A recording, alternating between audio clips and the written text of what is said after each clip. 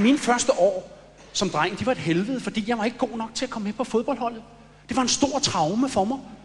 Jeg sad de første par år på trænerbænken, bare ventede på at blive valgt, og lænede mig længere og længere frem, for at træneren skulle få øje på mig. Og endelig efter 3. år, så råber træneren, Gintberg! Ja! Flyt dig for helvede, så jeg kan se de andre! Jeg kom aldrig med.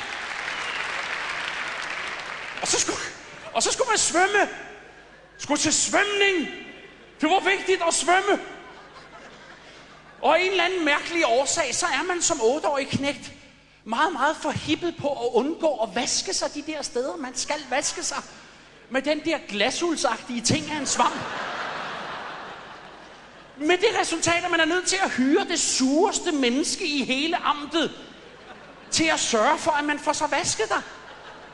Det er nærmest Stalin i et par hvide træsko uden hæle. Han er vanvittig vred. Jeg mener, altså, hvor mange bakterier kan der være på en lille knægt, når man er 8 år?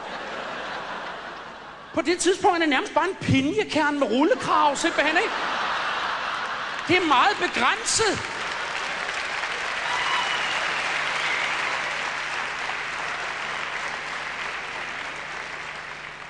Altså, jeg siger jo ikke, at man ikke kan stole på Anders Fogh Rasmussen. Jeg siger bare, at når Anders Fogh Rasmussen, han smiler, så får det altså Wilson Kipketer til at minde om et paradentose-offer simpelthen, ikke? Må man overhovedet indføre så meget elfenben i Danmark, altså? Og jeg har aldrig... Altså, Anders Fogh Rasmussen... Altså, lider han af et eller andet? Hvilken kaffe byder han uventede gæster? Jeg har oplevet krokodiller i Australien, der blinkede hyppigere end ham. Er det vores nye leder? Følg ham i nederdelen, for fanden! Og de konservative, de har jo skudt sig selv i fødderne fuldstændig. De konservative er næsten ikke et parti længere. De har smidt deres eneste kloge hoved ud. De har skræmt ham ud, Per Stig Møller, ikke? Ej, gå, Per Stig! Gå ud, Per Stig. Du drak en øl for 29 år siden. Du må hellere gå, Per Stig. Gå væk, og så har du en uddannelse. Gå nu væk. Og det efterlader de konservative tilbage med ledertyper som Helge Adam Møller. Undskyld, men er der nogen, der gider at tjekke pulsen på det stykke balsatræs karriere, hva'? Ja.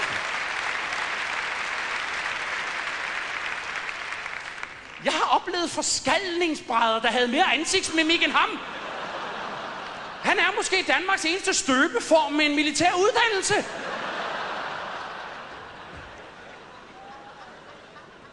Og så er der mange, der siger, at ja, men de konservative... Men altså, prøv lige at tænke på, at de konservative står ved indgangen til det nye årtusind med ledertyper.